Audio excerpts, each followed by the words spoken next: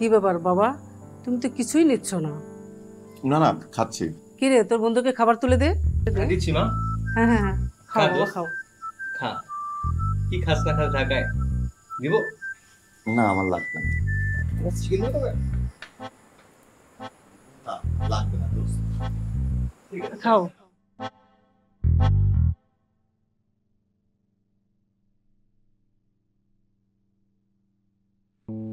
I আপু, মেহেদি দিয়ে দিবি না?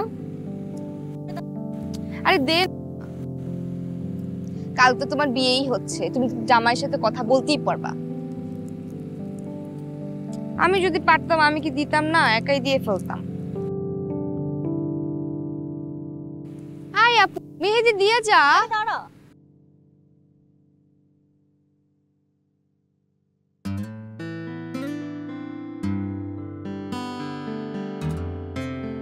কি করছেন? অপেক্ষা। আমার জন্য? জি না, আরিনাপুর জন্য। আরিনাপুর মেহেদি দেওয়ার কথা ছিল। শাহিদ ভাই ফোন দিয়েছে, কই যে গেল সে কথা বলতে বলতে দেখেন খুঁজেই পাওয়া যাচ্ছে না। আমার মনে হয় এবার মেহেদি দেওয়া হবে না, হাত ফাঁকাই থাকবে। আপনি চাইলে আমি দিয়ে দিতে পারি। কি মেহেদি পারেন দিতে? আমাকে এত অকর্মা মনে করার কোনো কারণ নেই। আমি আরো অনেক কিছু পারি। আচ্ছা,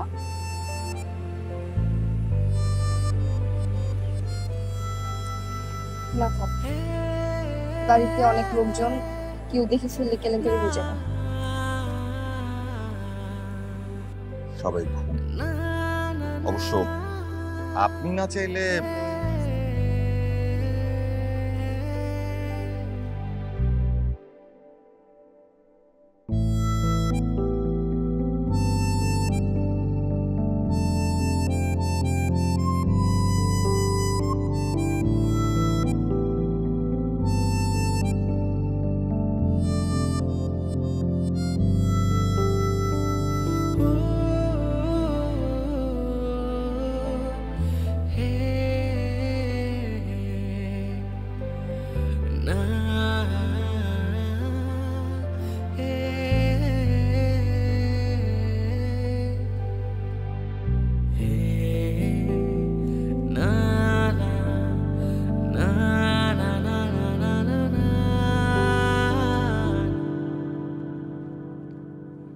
ম্যাক্স ভাইয়া, আমি তোমাকে খুঁজতেছি, তুমি কই, কি করো এখানে? আরে লোকজন কাজ করতেছে দেখতেছিলাম। বল। অনেক কাজ পড়ে আছে, যাও ভিতরে যাও। আরে দেখি তোর হাতের মেহেদিটা সুন্দর, কে দিল? আরিনা আপু? No, artist Jibran. ওরে বাবা, এই ছেলের এত গুণ!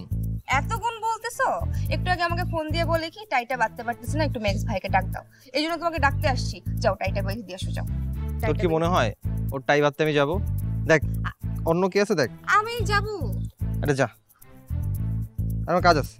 যা যা যা।